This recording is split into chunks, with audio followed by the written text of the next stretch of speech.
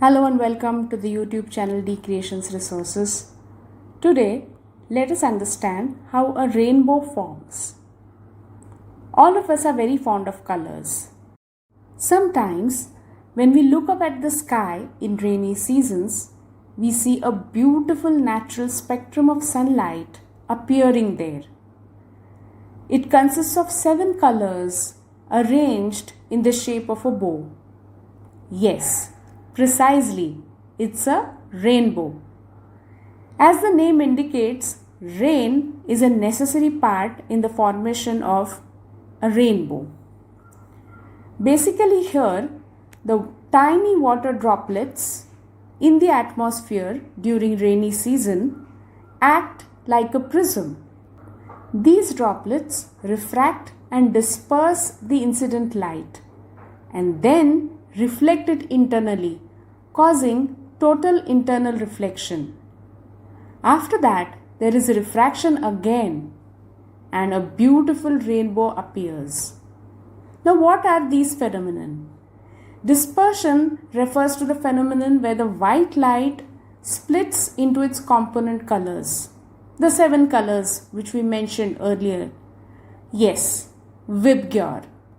Each letter in this acronym refers to a color. V for violet, I for indigo, B for blue, G for green, Y for yellow, O for orange and R for red. This sequence is also important and you will see that the colors are always organized in this particular sequence only. In terms of physics, each of these colors refer to a particular wavelength. White light consists of different colors with different wavelengths. Each color bends or refracts at a slightly different angle when passing through a medium.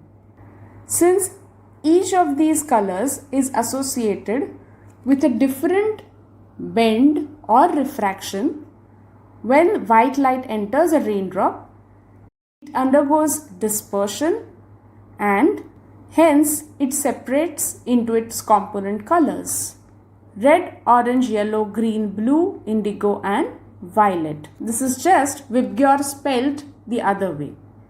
So far, we have seen 2 phenomena which are part of rainbow formation, namely refraction, that is bending of light, and dispersion, that is splitting of white light into its 7 components, where each component corresponds to a different wavelength which is seen as a different color.